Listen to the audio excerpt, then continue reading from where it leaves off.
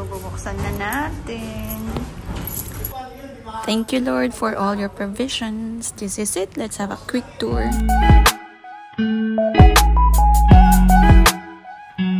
Ito na po ang finished product ng maliit nating lote na napagitnaan ng dalawang bahay. Tingnan natin yung... Halika, tingnan natin yung decor, Gray. This is a 100 square meter lot na situated sa Caloocan and ayan, so medyo iskinita nga siya. So yun yung harap ng bahay. So puntahan natin yung first unit, yung nag-iisang unit na nasa likod and may sariling entrance. So let's go!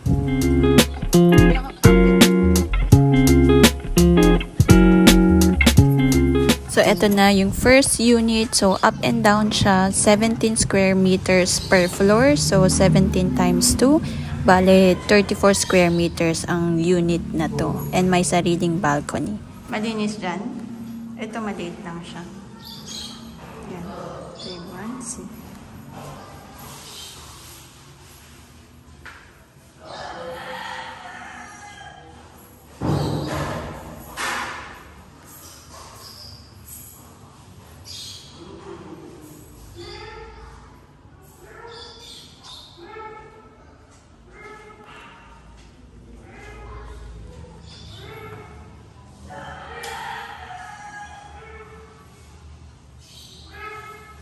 Pare-pareho yung CR.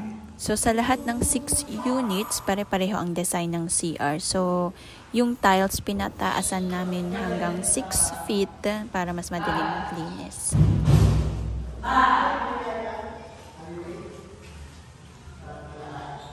Ayun yung sa doorbell niya. Doorbell. Lahat ng units ay may sari-sariling doorbell.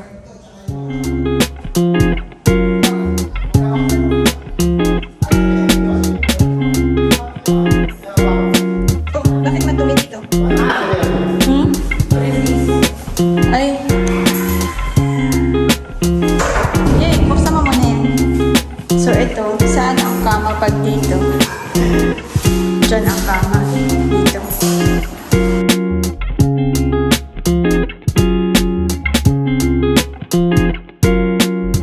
So, maglilinis pa kami.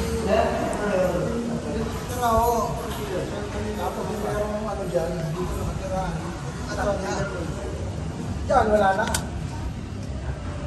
Sa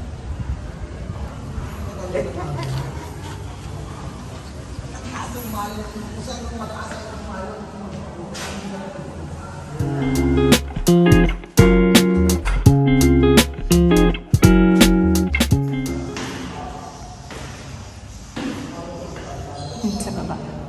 So, yun yung banyo.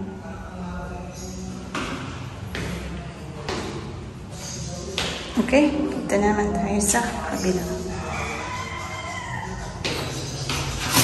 Maganda to kasi may may screen.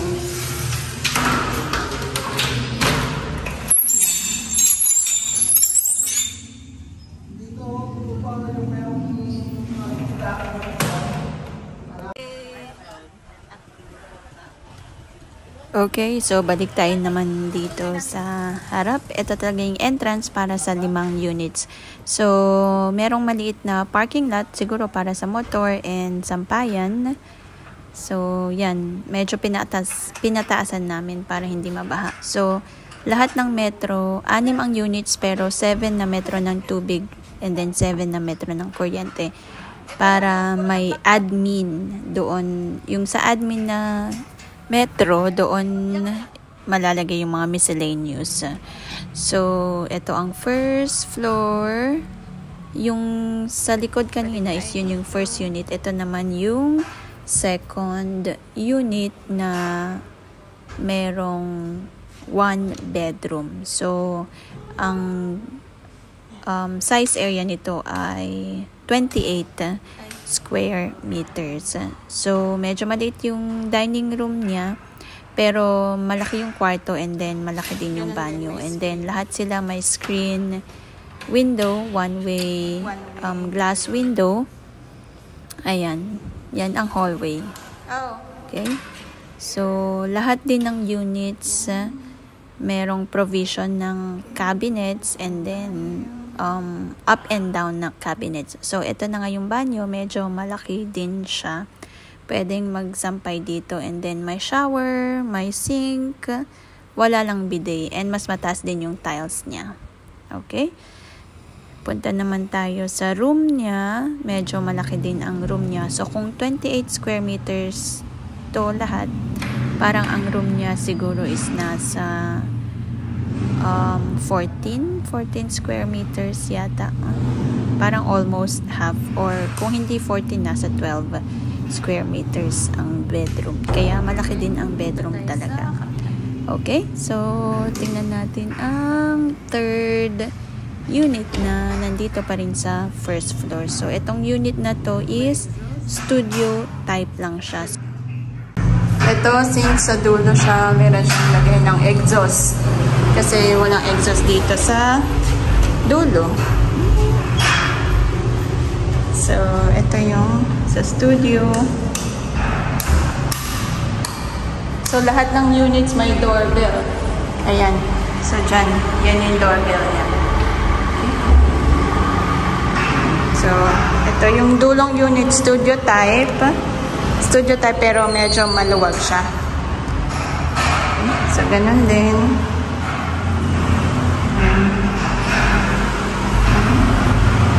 Tingnan natin yung, ayun yung ma-exhaust siya sa taas. Ito yung sa banyo. Pare-pareho lang ang banyo. Medyo maluwag ang banyo niya. Okay. Yan. So, ang second floor, ganun din. So, same din sa second floor. Ganito mismo. Okay, buksan mo yung third floor. Transition! And then third floor. Buksan mo yung sa third floor.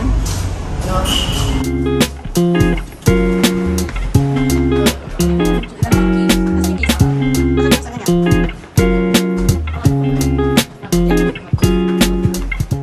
Hanapin mo yung second floor A. 2FA. So, ito ang second floor. 2FA. Inakyat na ni Greco. Ba't amoy basura? Parang may may naaano dito. So, ganun din. Amoy bulok dito. Siguro may... Gray, ilak mo dito yung banyo, ah. Ay, ilak mo dyan mamaya. Ayan. So, ganyan din. Same din ang banyo.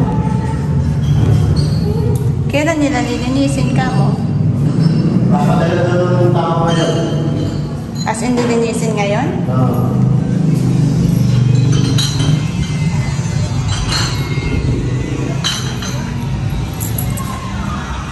Ito naman yung sa... May exhaust din siya, sing studio type.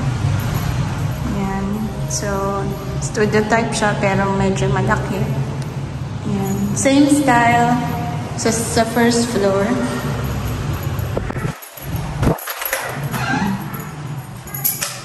Same din.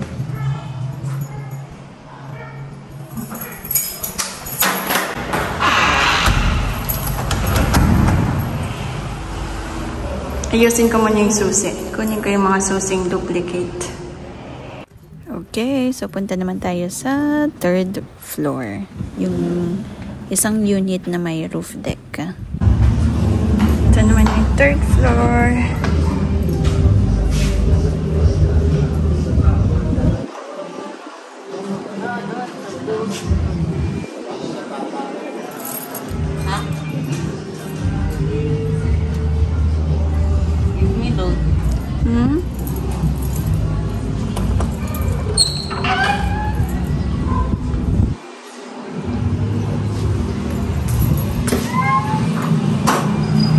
Ito may banyo sa third floor.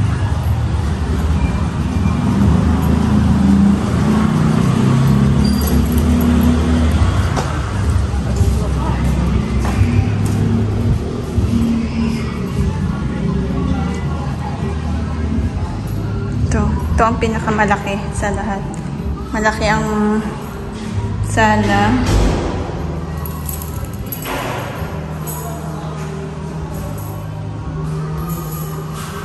Oo. Ano to? Ano yun? Kalat. Punasan mo nga.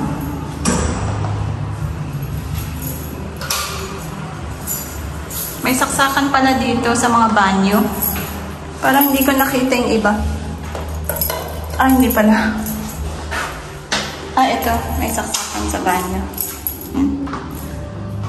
Tapos, ito yung kwarto. Malaki. Wait. Saan? Kailangan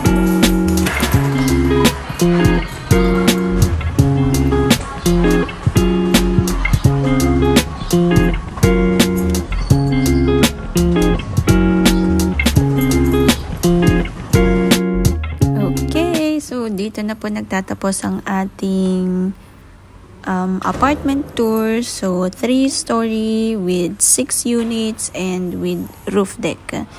So, thank you, Lord, again. Hello, Gray. Thank you, Lord, again for all your provisions and guide nyo po kami, Lord, sa pagpaparenta ng apartment na to, and may that all the things that we do glorify your name. Amen.